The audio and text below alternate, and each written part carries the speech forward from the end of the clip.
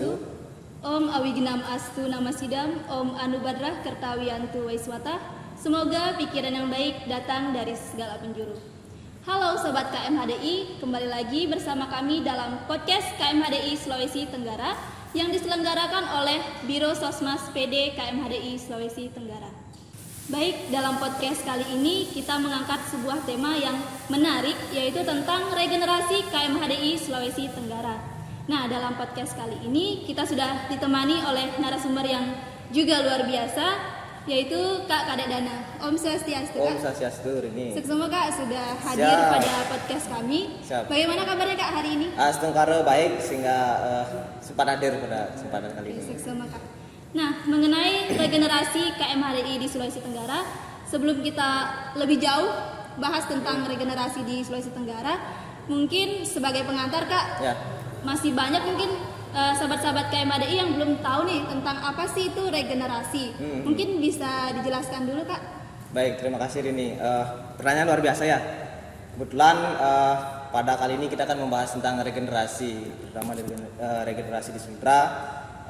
Mungkin secara umum regenerasi itu adalah sebuah proses di mana di dalamnya ada yang namanya pergantian, ada yang namanya estafet kepengurusan, sehingga setiap organisasi perlu yang ada namanya regenerasi agar organisasi tersebut tetap bisa berjalan dengan baik, sehingga generasi-generasi penerusnya bisa menjadi pemimpin di organisasi tersebut, sehingga setiap organisasi wajib harus ada regenerasinya seperti ini. Jadi regenerasi secara singkatnya lah, secara gampangnya suatu proses yang dimana di dalamnya itu ada yang namanya pergantian atau estafet kepengurusan, sehingga nantinya organisasi tersebut akan berjalan dengan baik, bisa berkembang dengan baik, dan astungkara organisasi tersebut bisa berjaya kalau ada yang namanya regenerasi seperti itu ini. Oke, baik. Jadi seperti itu ya teman-teman, regenerasi adalah pergantian pengurus secara singkatnya dalam sebuah organisasi. Kemudian mungkin kita lanjut di pertanyaan selanjutnya. Siap. Sebelumnya kan kita udah bahas tentang regenerasi secara umumnya nih. Nah, selanjutnya yaitu apa sih arti regenerasi dalam sebuah organisasi, khususnya dalam organisasi KMHDI? Baik. Masih sama seperti yang tadi yang saya katakan tadi, regenerasi merupakan sebuah proses di mana di dalamnya ada yang namanya pergantian atau estafet dari sebuah kepengurusan. Nah, kalau dari dalam KMHDI kita juga melakukan regenerasi tersebut. Ada yang namanya sabe, ada yang namanya lokosabe, ada yang namanya mahasabe. Jadi kalau di tingkat pusat, di pimpinan pusat itu disebut dengan mahasabe. Kalau di tingkat daerah, pimpinan daerah itu disebut dengan lokosabe, dan kalau di pimpinan cabang itu disebut dengan sabe. Sehingga kemudian KMHDI sudah melaksanakan yang namanya regenerasi tersebut, sudah melaksanakan yang namanya estafet dari kepengurusan tersebut. Kalau kita sudah melaksanakan yang namanya sabe ataupun lokosabe, berarti kita sudah menjalankan yang namanya regenerasi. Jadi secara tidak langsung KMHDI, organisasi kita, wadah kita, tempat kita berproses, sudah menjalankan yang namanya regenerasi, sehingga sampai saat ini KMHDI tetap berjaya. Kalau seandainya KMHDI tidak menjalankan yang namanya regenerasi, mungkin KMHDI sudah tidak ada dari beberapa tahun yang lalu. Tapi karena adanya regenerasi ini sampai saat ini KMHDI masih berjaya dan masih mengibarkan sayapnya di seluruh Indonesia ini. Mungkin begitu ini. Oke, baik. Siap. Oke, baik. Berarti secara tidak langsung di organisasi KMHDI ini sudah melaksanakan proses regenerasi dengan baik ya. Seperti yang Kak bilang tadi bahwa di pimpinan pusat melaksanakan yang namanya mahasabe, kemudian di pimpinan daerah juga melaksanakan yang namanya lokosabe, dan di tingkat pimpinan cabang juga melaksanakan yang namanya sabe. Jadi itu 3 tahapan kita ini. Jadi ada yang namanya sabe, namanya mahasabe. Oke, jadi seperti itu teman-teman regenerasi di KMHDI. Nah, kita udah bicara nih Kak soal regenerasi di KMHDI. Kemudian selanjutnya apa sih yang harus dilakukan kita sebagai pengurus untuk dapat menciptakan sebuah regenerasi yang diharapkan? Baik. Jadi yang pertanyakan tadi, apa sih yang harus kita lakukan nih? Yang kita lakukan sebagai pengurus untuk menciptakan atau mencapai regenerasi yang kita harapkan seperti itu. Nah, kalau saran dari yang pertama itu ada yang namanya kita harus merangkul. Kita menjadi ketua ataupun kita menjadi seorang pengurus, kita harus bisa merangkul teman-teman kita bisa merangkul pengurus kita bisa merangkul kader-kader kita, sehingga kemudian mereka merasa bahwa mereka memiliki gitu.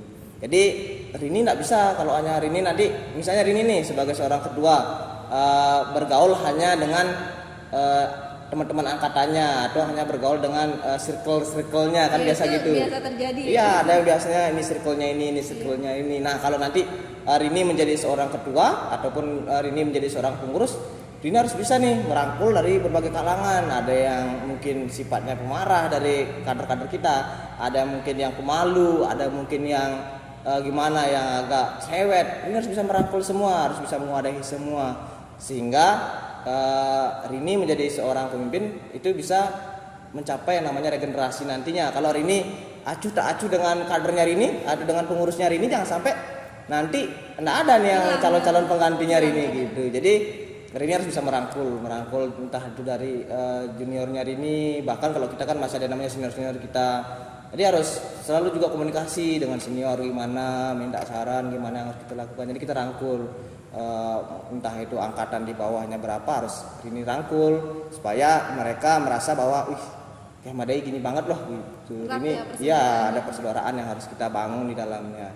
Itu yang pertama. Nah, yang kedua kita yang harus lakukan adalah pengurus harus bisa mewadahi apa minatnya nih dari kader-kader kita, dari pengurus-pengurus kita, sehingga apa yang nanti mereka cari mereka dapatkan.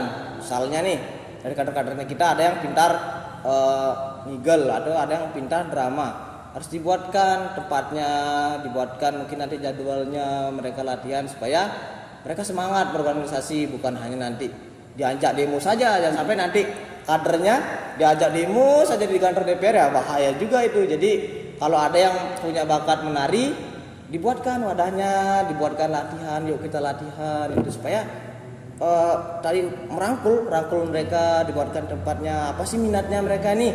Ada yang minat di misalnya olahraga, ada yang mau main voli, carikan tempat kira-kira di mana untuk bisa membuat lapangan. Kita setiap sore kita latihan atau main-main olahraga setiap sore. Jadi bisa nih mempertahankan kader-kader itu untuk nantinya ini bisa melaksanakan yang namanya regenerasi itu. Kalau kader udah tidak ada, bagaimana caranya nanti Rini mau melaksanakan regenerasi itu? Jadi mempertahankan kader bisa dengan cara-cara seperti itu. KMHD menjadi wadah, menjadi tempatnya mereka untuk menuangkan ekspresinya mereka. Nah, yang ketiga ini yang penting adalah kalau ketika 1 dan 2 ini sudah laksanakan tapi mungkin hasilnya kurang maksimal, yang ketiga itu yang menjadi penting adalah sabar. Tetap sabar. Kenapa harus sabar? Karena ketika kita menjadi pengurus, ketika kita menjadi seorang ketua, yang kita hadapi ini bukan hanya 1-2 orang, apalagi di KMHDI, terutama di KMHDI Sultra kita memiliki ratusan kader. Contohnya saja seperti PC KMHDI Kendari, selalu merekrut di atas 100 orang, bahkan kemarin sampai 150-130 orang.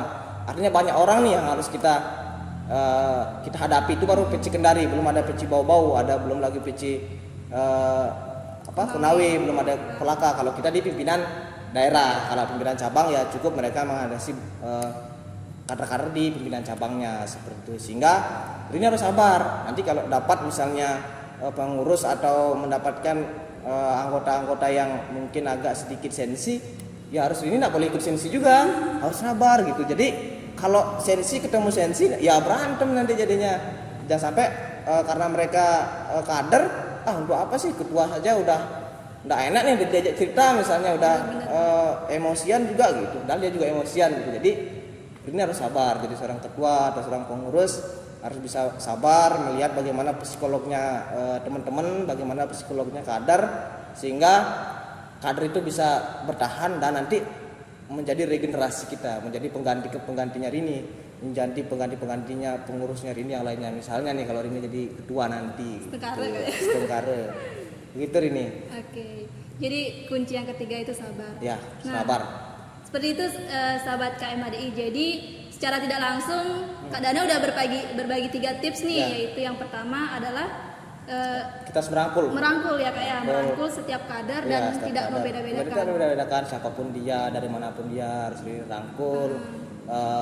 Kita carikan tempat KMHD ini senyaman mungkin seperti itu. Nah, kemudian yang kedua menyediakan wadah untuk wadah. setiap minat dan bakat dari kader-kader. Kita. Dan yang ketiga yang paling penting adalah kesabaran. Jadi karena sabar itu adalah kunci dari segala hal. Ya, Oke. betul. 3, 2, 1, Oke, jadi kita sudah bahas banyak nih tentang apa sih yang harus dilakukan oleh pengurus untuk agar bisa melanjutkan proses regenerasi itu. Kemudian pertanyaan selanjutnya nih Kak, bagaimana pandangan Kakak sendiri terkait regenerasi di KMHDI Sulawesi Tenggara ini? Sultra ya. Jadi kalau saya lihat di KMHDI Sultra beberapa tahun saya ikut berkader, artinya saya kan juga belum lama-lama sekali, tapi selama saya melihat regenerasi di KMHDI Sultra, saya kira sudah cukup baik karena sampai saat ini KMHDI Sultra masih bertahan. Artinya regenerasi itu ada. Kalau seandainya tidak ada regenerasi, otomatis tidak akan ada lagi KMHDI di Sultra seperti itu. Contoh sekarang kayak Bau-Bau, bahkan di Bau-Bau mereka sekarang dipimpin oleh serikandi-serikandinya di Bau-Bau ya.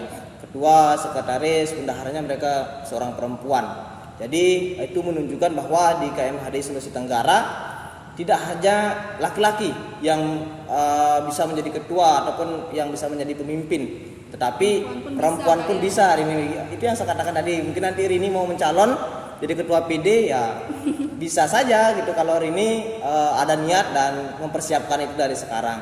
Sehingga saya rasa untuk di Sulawesi Tenggara sistem kaderisasi dan regenerasi sudah cukup baik.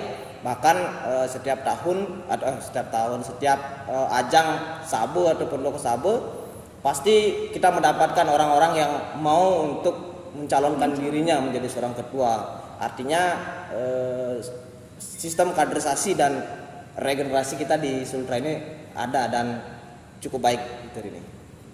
Ya, luar biasa ternyata di Sulawesi Tenggara ini proses regenerasinya itu berjalan dengan baik dan tersusun rapi ya. Betul sekali Rini. Jadi bisa Rini lihat-lihat saat ini bagaimana Kendari, bagaimana Pici Kolaka, bagaimana Pici Konawe sudah berjalan dengan baik. Karena setiap mereka melaksanakan sabu pasti mendapatkan siapa akan pengganti ketuanya. Nah, hal itu menunjukkan bahwa kaderisasi di sana bagus, regenerasi mereka punya setiap adanya sabu ataupun loko sabu di daerah. Sebelumnya kan kita sudah bahas nih tentang bagaimana regenerasi KMHDI di Sulawesi Tenggara. Nah, selanjutnya Kak, di kampus-kampus Sulawesi Tenggara ini sudah menerima mahasiswa baru. Kemudian bagaimana PC-PC KMHDI Sulawesi Tenggara kan akan melaksanakan MPAB. Mungkin apa ada itu kiat-kiat atau cara-cara dalam proses pengkaderan biar bisa menciptakan regenerasi KMHDI Sultra yang lebih baik ke depannya. Baik, terima kasih. Jadi tadi juga Kak sudah jelaskan bagaimana caranya kita mempertahankan regenerasi, ada tiga kiat tadi. 3. Nah, untuk bagaimana sih mempertahankan regenerasi itu di pimpinan cabang, kiat-kiat yang harus dilakukan, apalagi sekarang nih betul ini bilang kita akan menghadapi atau melaksanakan kegiatan MPAB masa penerimaan anggota baru. Harapannya sih setiap PC ini bisa menjadi wadah yang Kak katakan tadi. Kalau Kak istilahkan ya, KMHD itu harus menjadi seperti warung makan.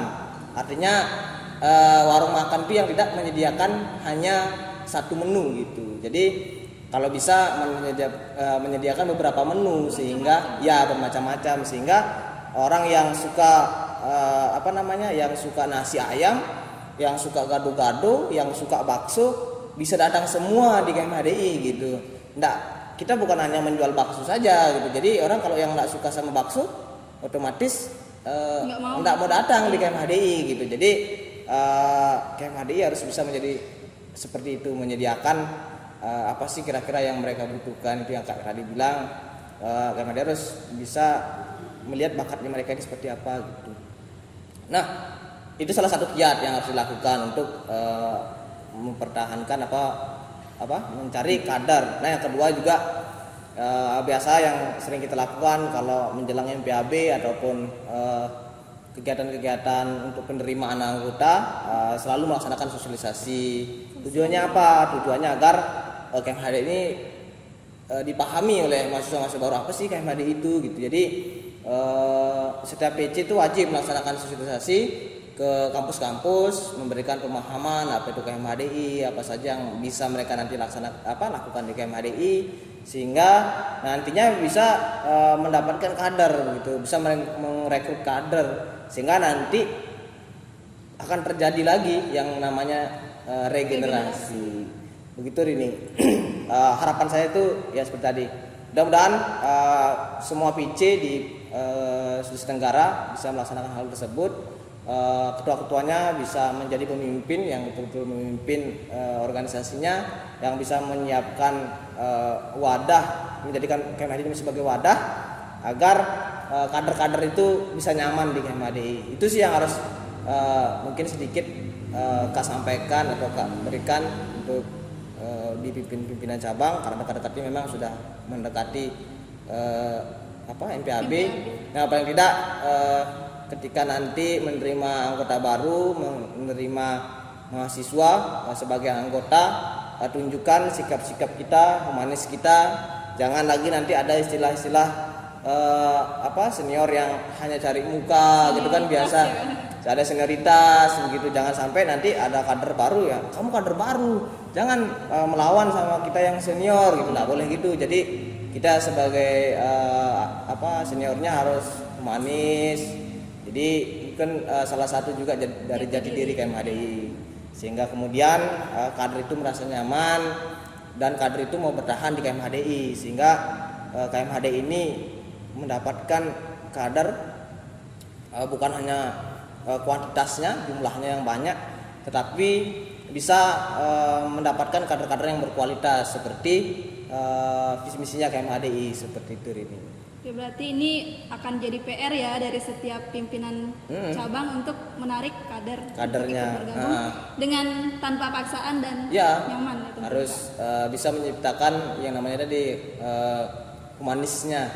Jangan jangan baru misalnya senior nih, apalagi nanti jangan sampai ada cewek-cewek yang cantik coba-coba mendekati, ternyata tidak nyaman gitu. Ya apa sih, kakak senior baru juga ketemu udah so asik, sudah so kenal gitu. Jadi mungkin bisa lah dikontrol-kontrol dikit, mana yang mungkin bisa diajak bercanda gitu, sehingga kita memunculkan rasa nyaman di KMHDI ini, bisa merangkul yang katakan tadi, dirangkul dengan baik bahwa KMHDI ini seperti ini.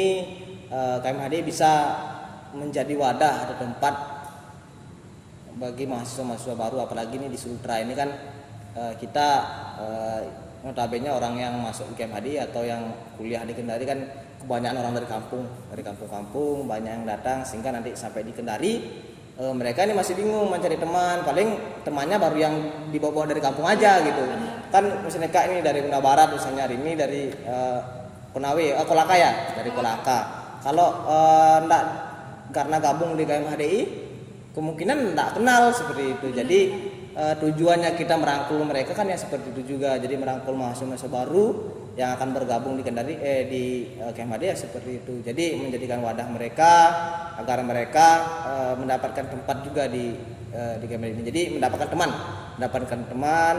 teman diskusi, sehingga kemudian tidak ada lagi yang orang Bali yang enggak punya teman orang Bali, itu kan bahaya juga nantinya gitu. Jangan apalagi cewek seperti ini misalnya nggak ada teman orang Balinya, jangan sampai nanti dapatkan jodoh yang bukan orang Bali gitu.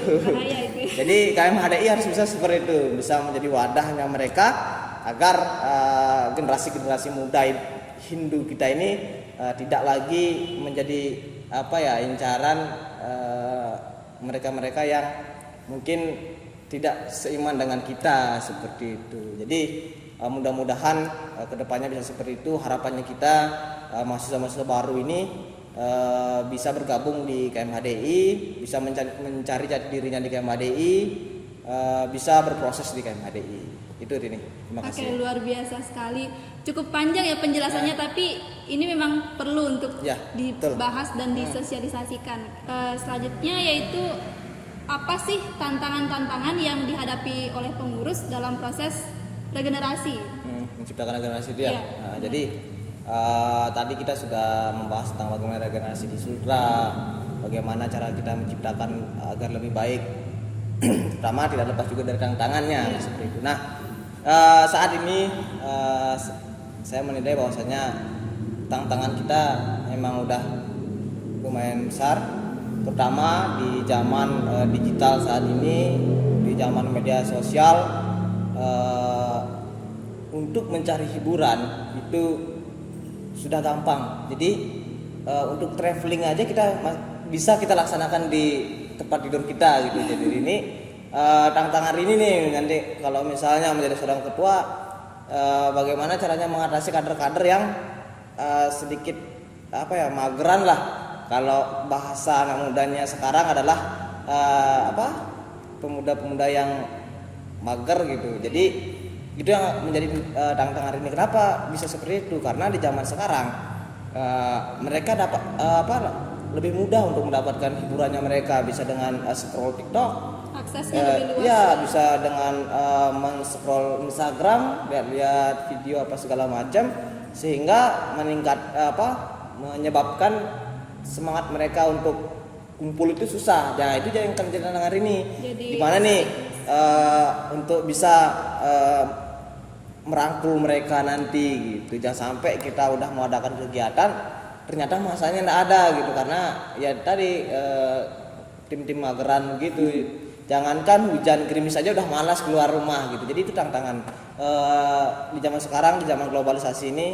Tantangan yang paling berat adalah tantangan IT, teknologi. Jadi itu juga menjadi penyebab, tapi itu juga menjadi penopang kita. Salah satu kita melaksanakan podcast ini kan karena ada namanya teknologi ini. Jadi ada kamera, kita bisa menyimpan sebuah video. Ada yang namanya media sosial, YouTube, kita bisa upload di YouTube.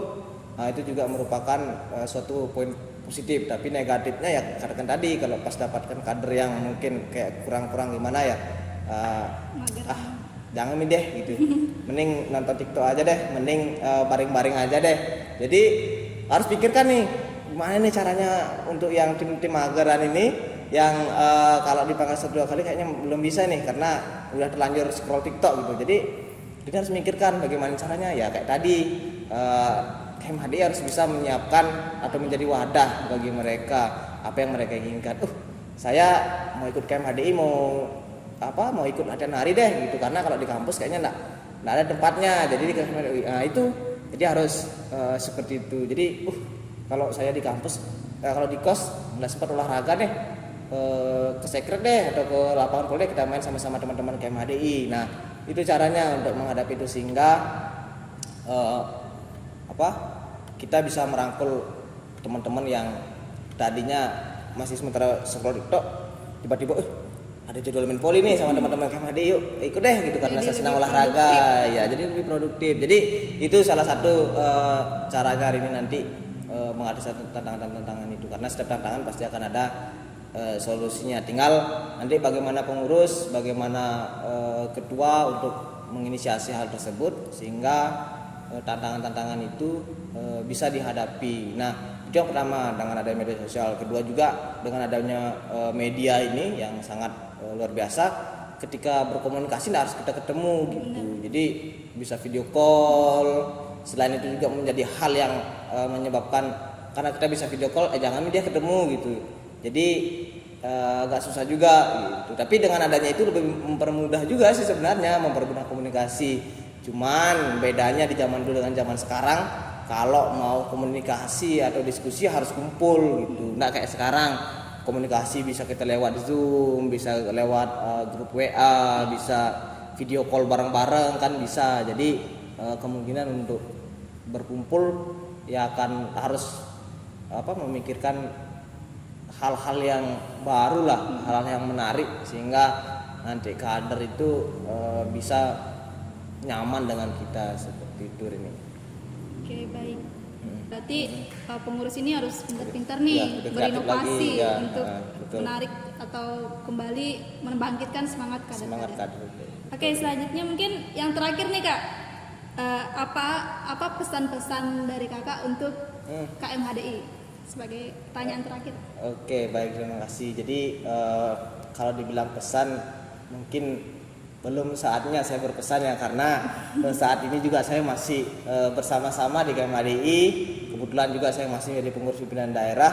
Mungkin harapan saya untuk KMHDI ini semoga kedepannya bisa semakin berjaya, semakin bisa mengepakkan sayapnya, semakin bisa mewadahi generasi-generasi muda kita, para penerus-penerus pemuda bangsa, sehingga nantinya akan ada yang menggantikan orang-orang tua kita hari ini. Jadi harapannya regenerasi tetap berjalan, sistem kaderisasi tetap berjalan. Mudah-mudahan juga nanti kedepannya sistem kaderisasi semakin diperbaiki sehingga bisa mendapatkan kader-kader yang berkualitas dengan jumlah kuantitas yang sangat besar. Apalagi di Kendari ini kuantitasnya lumayan besar dan daerah-daerah lain. Semoga dengan adanya KMHDI bisa menjadi wadah seterusnya untuk generasi-generasi muda Hindu, terutama mahasiswa-mahasiswa Hindu di seluruh Indonesia, khususnya di Sulawesi Tenggara. Itu sih harapannya hari ini. Baik sahabat KMHDI dimanapun berada, demikianlah podcast kami pada malam hari ini. Semoga apa yang kita bahas pada malam hari ini dapat bermanfaat untuk kita semua. Kemudian saya ucapkan terima kasih banyak juga sama Kak Dana sudah mau hadir di podcast kami. Mungkin itu dari saya Nyoman Rini Tri Purwanti pamit undur diri. Namun sebelum itu, untuk kader-kader KMHDI jangan lupa like, comment, and subscribe channel YouTube kami, karena kedepannya kami akan mendatangkan narasumber luar biasa lainnya. Mungkin itu dari saya tutup dengan ucapan Pramasanti. Om Santi. Satya Lepa Jayate. Jaya.